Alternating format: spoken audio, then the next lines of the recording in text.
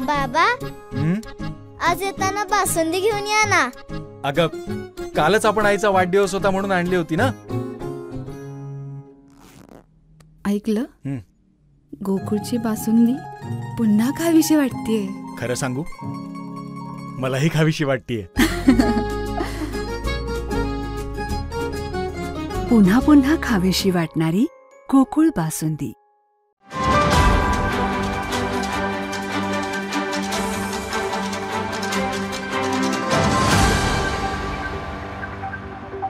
या ठिकाणी मी आजच सन्माननीय आयुक्त तथा प्रशासक कोल्हापूर महानगरपालिका यांना मी आज पत्र दिलेलं आहे की आपली जी काही शहरालगतची असणारी जी गाव आहे नदीच्या आतली आणि हायवेच्या आतली, यामध्ये प्रामुख्यानं उचगाव, सरनोबतवाडी, मोरेवाडी, पाचगाव, कळंबा, तर्फ ठाणे, नवे बालिंगा, नवे पाडे आणि पीरवाडी अशी 8 गावं आहेत. यामध्ये ही हद्दवाढीमध्ये पहिल्या टप्प्यामध्ये घ्यावी अशा पद्धतीचं एकमत आपलं झालेलं आहे. याची प्रोसेस सुरू करण्याविषयी सन्मान्य आयुक्तांना वरून सूचना आलेल्या आहेत. मी हे जर पत्र दिल्यानंतर आयुक्त हे पत्र, ह्या पत्राची कॉपी किंवा याचा प्रस्ताव हा जिल्हा परिषद सिओनच्याकडे दाखल करतील.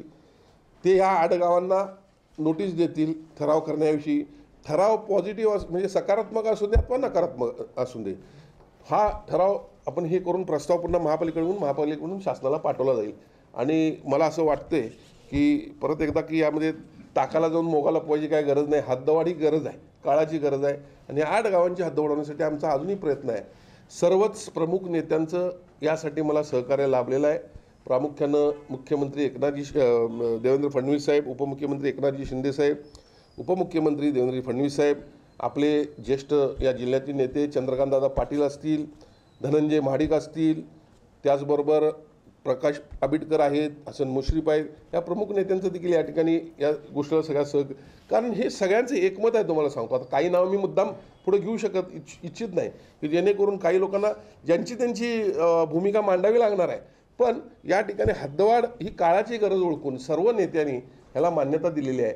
आणि मग असं असताना या काही 8 गावातली लोक जी आहेत त्यांना मी नम्रपणे विनंती करतो की यामध्ये कुठलाही आमचा स्वार्थ नाही आहे.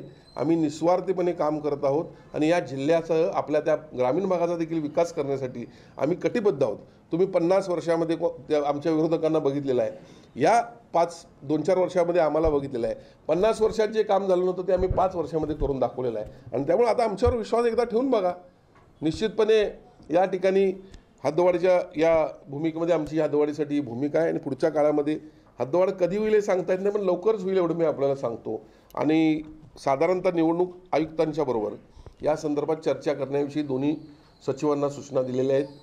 गोविंदराज आणि असीम कुमार गुप्ता हे दोघंजणं निवडणूक आयुक्तांशी चर्चा करत आहेत. मग निवडणुकीच्या अगोदर करायची का निवडणुकीच्या नंतर करायची, पण हद्दवाढ आता अटळ आहे.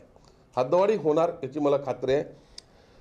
निवडणुकीपूर्वी जर निवडणूक आयुक्तांनी जर हद्दवाढ करण्यास परवानगी दिली, कारण सर्वोच्च न्यायालयाचं असं म्हणणं होतं की पहिला निवडणुका घ्याव्या, पण हद्दवाढ हा दुसराच विषय आहे. ज्या वेळेला निवडणूक टप्प्यात आली असताना किंवा ज्या आपल्याला माहीत आहे 6 महिन्यापूर्वी निवडणूक घेणं गरजेचं आहे, ती 6 महिन्यात नाही झाली तर त्यावेळेला आपण म्हणजे त्या 6 महिन्यात आपण करू शकत नाही. पण आता हा सर्वोच्च न्यायालयाच्या निकालामध्ये असा कुठला मुद्दा नाही आहे की हद्दवाढ करू नका.